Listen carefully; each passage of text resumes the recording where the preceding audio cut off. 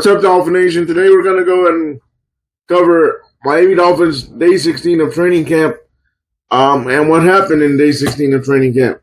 I'm going to go ahead and read to you, courtesy of the Sun Sentinel, what happened in Day 16 of training camp. It basically was a walkthrough, but I'm going to go ahead and read to you the article, and then we'll go ahead and talk some roster moves, and then we'll go ahead and listen to defensive coordinator Anthony Weaver, which he spoke to the media yesterday on Day 16 of training camp. I apologize for this video being delayed, but the weather was kind of crazy yesterday in Miami.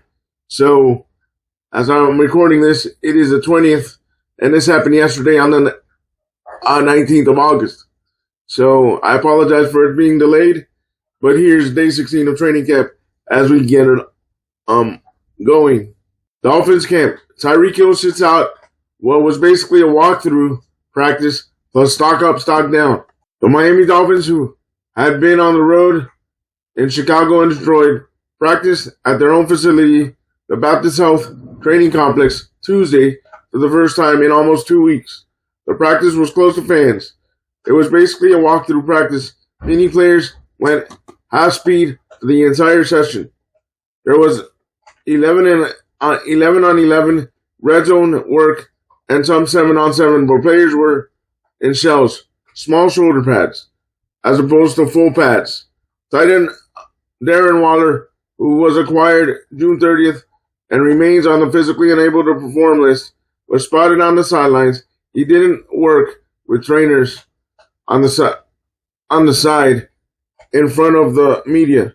The Dolphins announced after practice that punter Ryan Stonehouse was waived, meaning returning punter Jake Bailey has won the punting battle. Among those not participating in practice were wide receiver Tyreek Hill oblique, running back Devon Achane calf, cornerback Kendall Sheffield unknown, safety Dante Trader Jr. unknown, cornerback Ethan Bonner right hamstring, linebacker Daquan Jackson unknown, offensive tackle Austin Jackson lower extremity, wide receiver Tariq Black unknown, offensive tackle Barry Matos upper body, center Aiden West unknown, center Andrew Meyer unknown, safety Ashton Davis lower left leg. Among those in the red non-contact jerseys, fullback Alec Ingle concussion protocol, edge rusher Mo Kamara concussion protocol. Defensive tackle Zeke Biggers had a tackle for loss against running back Jalen Wright in the red zone drill. Biggers is coming off strong performances in Chicago and Detroit. Safety Elijah Campbell, who left the Chicago game with an apparent injury and didn't play against Detroit, had a sleeve on his right leg. Quarterback Tua Tagovailoa hit Jalen Waddle for a touchdown in red zone drill with safety Minka Fitzpatrick as a close defender. Tagovailoa sustained 2 coverage sacks as the pass coverage showed good skills. Wide receiver D. Estridge, who's had a strong camp, dropped the touchdown pass in the red zone. Nothing is certain, but Estridge has likely earned a roster spot. Quarterback Zach Wilson fired a nice low pass to tight end Farrell Brown in the red zone drill. Tight end Hayden Rucci dropped a pass from Wilson near the goal line. Wilson threw an incomplete pass of short distance, but defensive holding was called by a referee. Quarterback Quinn Ewers threw a touchdown pass to running back Aaron Chaplin in the red zone drill. Stock up. Secondary again. It was a glorified walkthrough, but they had a few snapshots of good coverage, like causing sacks and throwaways for Tua. Stock down. None. This was basically a cleanup day for things that gave the offense and defense problems against Chicago and Detroit. All right, guys. Roster moves. The Miami Dolphins have signed linebacker Matthew Judon, which in the previous video, you guys will see I made, and they signed cornerback Cameron Dantzler Sr. We've also waived wide receiver Tariq Black and punter Ryan Stonehouse. Guys, the signing of Cameron Dantzler came as a surprise. He's young. He's in his 20s, 26, 27, if I'm not mistaken. Was not the cornerback I was expecting. There was also rumors that Asante Samuel building yesterday, but nothing is imminent. I'll read to you the article about Cameron Dantzler, and then we'll get to the Anthony Weaver presser from yesterday. Dolphins bringing veteran cornerback into a fray before preseason finale. New competition is being brought into the Miami Dolphins quest to find a formidable cornerbacks unit for the 2025 season. In the final week before the NFL active roster are cut to 53 players, the Dolphins signed cornerback Cameron Dantzler. The team announced Tuesday afternoon. Dantzler, who turns 27 September 3rd, a third-round pick of the Minnesota Vikings in 2020, has appeared in 37 games with 26 starts and in three seasons with the Vikings from 2020 to 2022. In his career, he recorded 148 sacks, 125 solo, 3 interceptions, 17 pass defended, 3 forced fumbles, and 2 fumble recoveries. He also appeared in 2 games with the 2023 New Orleans Saints, but didn't record any defensive stats. Dantzler's last start came with Minnesota in 2022.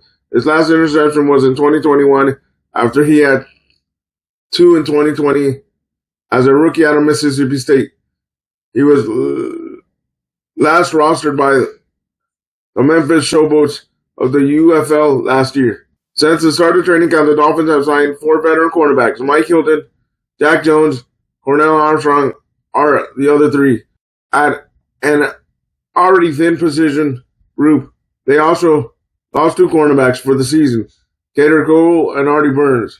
Miami's looking to formulate its first and second teams at cornerbacks in the final stretch of training camp and preseason before roster cuts come next Tuesday, August 26th. In Saturday's preseason game at Detroit, Hilton was given the day off, solidified his role. Storm Duck started as one of the boundary cornerbacks, while Ethan Bonner started opposite him. Bonner then went down with a hamstring injury during the exhibition. Jones, Armstrong, Cam Smith, Kendall, Sheffield, and rookie Jason Marshall Jr. are in the mix for roster spots. Ethan Robinson, an undrafted rookie cornerback out of Minnesota, can immerse himself into that competition with a play like he made to finish the preseason win against the Lions, skying in the backfield off a blitz to intercept Detroit quarterback Henderson Hooker. Isaiah Johnson and B.J. Adams, undrafted prospects in 2024 and 2025 respectively, are also in the 90-man training camp roster trying to make the cut. All right, guys, now we're going to listen to defensive coordinator Anthony Weaver's press conference from yesterday. Weaver, there was a touchdown pass that Detroit had, 83. It was like they stacked the receivers. He was in motion, right? Why wasn't that a pick play, and what is the teaching point for your guys? Yeah, why wasn't it a pick play? You have to ask the officials that one. We were in zero double rats. We were trying to bring pressure. To be honest, it was poor pressure designed by me, so it didn't hit on time. So it put those corners in. Corner and safety in that particular case, I think it was Jordan Colbert, in just a very difficult situation. It was really a banjo beater, so hats off to them. The quarterback found it, made the play. It was just testing his mettle, see if he could operate under pressure, and the pressure didn't get there. What do you think of adding Matthew Judon in yet another pass rusher to this group? Yeah, you can't have enough of those guys, right? So he's a guy with the skill set he has. He's a physical presence, can win on the edge with both power, has a mean power rip move, really good hand fighter. So everything he's shown on film is what we look for in our edges. So he's a great complement to all the guys that we have, and thrilled to have him. Some people use NASCAR. That's kind of like the most common one, where if you were to have Chop, Jalen, Bradley, and Judon all out there, some people go NASCAR. What's a word that you've used over the years for that speed package. I can't tell you our words because then they're going to listen on TV and they're going to hear me say it and they're going to know it's coming. We have a bunch of different words. You know, I told Benito we got that half a sack a few weeks ago. We might put in the meat package, right? Put him, Kenneth Grant out there, right? Jordan Phillips. It'll be 4-minute, but hey, maybe we'll see. We'll see. Wait and see. I'm curious as to what you learned about your cornerbacks during the trip to Detroit. Yeah, we have a bunch of guys who are chomping at the bit to both make this team and then go out there and show what they're made of. Right, Storm Duck, I think, has been consistent throughout camp. Ethan Bonner, you know, I hate to see that he got hurt. He'll be back, but you saw how he's been playing. Just those guys, so much about that position is confidence. And it's important for them to have short memories and just go out there and apply their technique and fundamentals. And I love that group. I love the way that group is competing, the way they're coming together, and just the way they're operating as a whole. What did you see from Cam in that game? From Cam Smith? Oh, you got to love that, right? I think you saw some physicality, particularly with the play he made on 3rd and 1 on the stop there.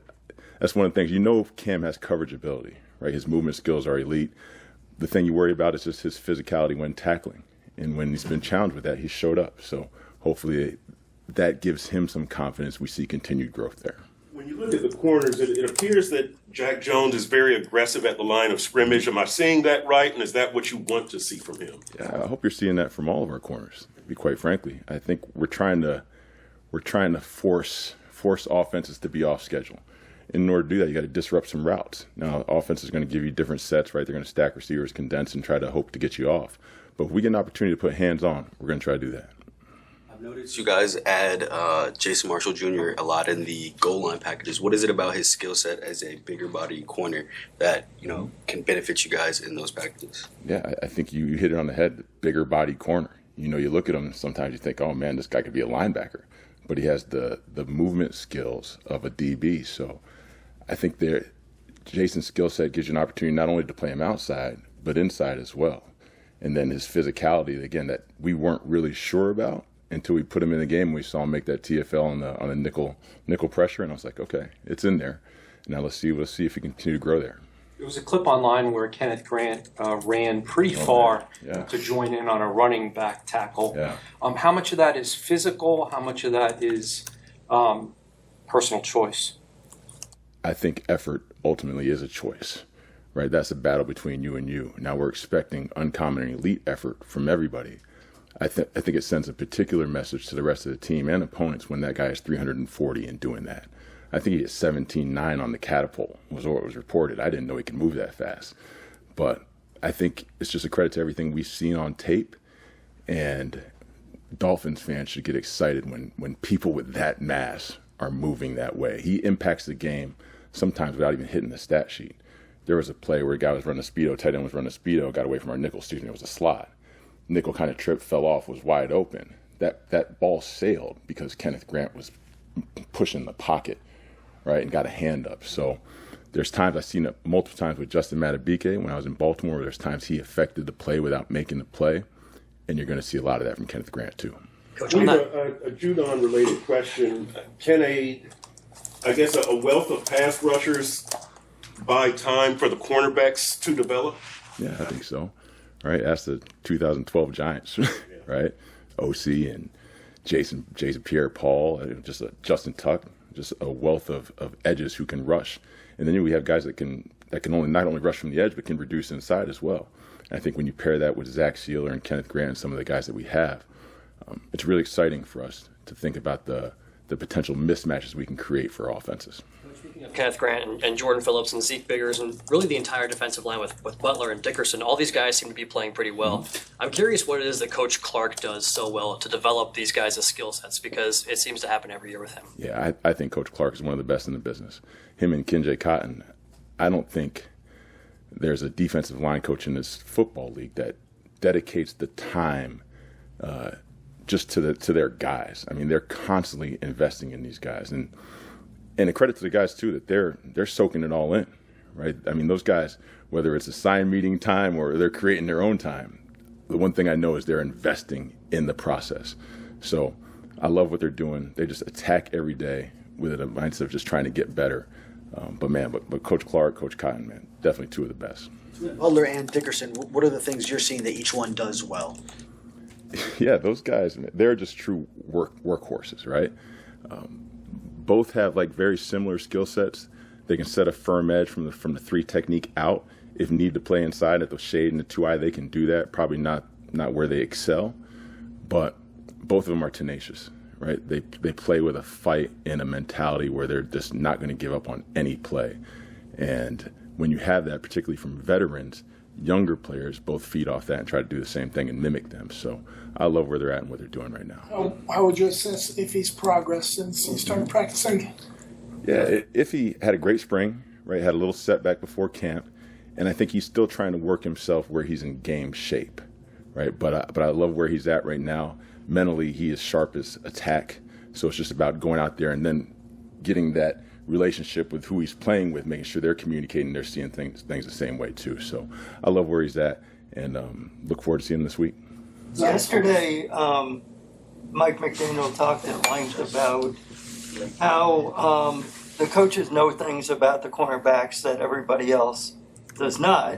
And I don't have to tell you that everybody else is quite concerned about the cornerback situation. Why do you sleep well at night knowing what you know about the cornerbacks? Well, I sleep well every night, first of all. I mean, you just see my wife, she's gorgeous, so that helps, right? That helps me sleep easy. But we don't play baseball and basketball, right? We play an 11-man sport. So we have the utmost confidence of those guys to go out there and do their jobs because we see it repeatedly through daily action. But they also have to understand they're not alone, right? We got guys up front who are going to do work and going to create problems for the quarterback. It's going to make it hard to get balls to those receivers. So I have the utmost faith in those guys, just in how they work and how they compete. And I think we've seen that throughout the game so far, and even in the joint practices when they've been faced against tougher competition. Yeah, maybe not in a one-on-one drill, God bless. Like, who can win that drill if the quarterback's just sitting there forever?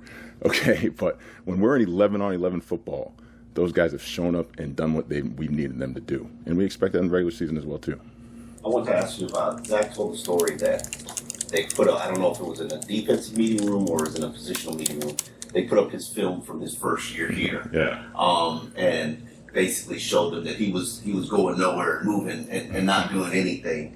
How important do you think something like that is for young players to see, and primarily when Zach is gone from there to where he is now? It's huge, right? Because I think as a young player, particularly if you were drafted high, let's say, you come in, you realize right away, like, oh my God, these are grown-ass men, and I'm behind. And if repetition is the mother of skill, I have a long way to go. But when they see where a guy like Zach started, right, year one, right, on the ground, not winning, getting knocked off the ball, things of that nature, and they see where he's progressed to, I think they see, all right, there's a process that I can trust in. And I know if I put in the necessary work, I can reap these same results and rewards. So it's pretty cool. With Zach, it's funny because I got to Baltimore, I'm like, and I'm seeing all the success he's having here in Miami, like, we cut that guy? Like what in the world? But sometimes that happens, right? There's a lot of good players that have been cut and have made a name for themselves in this league. When I played for the Ravens, we cut James Harrison. So I think he was pretty good. So it's just a credit to just guys just being relentless and putting in work and never not believing in themselves, which is the exact same things our corners should feel like. They should always believe in themselves and their ability. Notice a coverage where you sometimes bring down a safety to almost act as a linebacker. I guess, how does the versatility of these safeties challenge you as a defensive play caller? Oh, it's awesome. It's awesome. We have Minka who can do a variety of jobs, right? In the nickel, he can play zone, he can play man, you can blitz him. His FBI is off the charts, right? We get Ashton back, Iffy, Dante Trader. I mean, there's so many guys that we can just. There's so many things you can do with guys that are, one, have high FBI that can learn multiple jobs and then have the skill set, the athletic skill set to translate amongst those jobs. So it's fun, right? I don't think it's hard. To me, it's hard when you don't have that, right? And then you have to be very rigid in what you want to do, and then you become predictable. I think because of those guys, again, all the things I just mentioned, it just allows you to be a lot more creative defensively. What do you think of Jack Jones working in Detroit, and where does he stand with you guys? Yeah, I love Jack. Jack to me is a juice guy, right? He's a guy that feeds and plays well off of energy. So when he makes a play, your defense is going to feed off that, and the opponents are going to hear it too. But the one thing I love about Jack is some of the things we're asking him to do are kind of foreign to him, or really just aren't in his wheelhouse. We know what he does best. We're just asking him to trust us and trying to build and add some tools to his toolbox. But I'm thrilled where Jack's at, and just know he's gonna make plays for us this season. As most starters sat, but cornerbacks played. I know Mike Hilton, he did sit that preseason game. Is he viewed as essential personnel already, or was there something else at play? Yeah, I think we know what Mike is. Mike's played a lot of snaps in this league. I think there's probably some younger guys we want to get out there and make sure we saw at certain positions. So that's all that was. Benito played, right? Benito's played a bunch of snaps here. There wasn't a whole lot of thought put into that, other than there's a lot of guys that we need to figure out. We need to find out about. All right, guys, there you go. The only thing that scared me about the DC Anthony Weaver's press conference, it seems like the Dolphins brass, Mike McDaniel, Chris Greer, and himself included, are fine with the cornerbacks we have. Even though there's rumors that Asante Samuel was in the building yesterday, are they really going to sign top-tier cornerbacks, or are they going to go with those young cornerbacks, thinking that the front seven can take care of the back end of the defense? Besides that, everything else that he said, I like. Leave me your thoughts down below of all the video, but especially of the Anthony Weaver pressure, of what you think they're going to do. Are we going to get 2 top-tier cornerbacks, or are they going to ride with a young secondary in terms of the cornerbacks? Let me know what you think, and like always, stay positive, stay on your grind, and go Dolphins.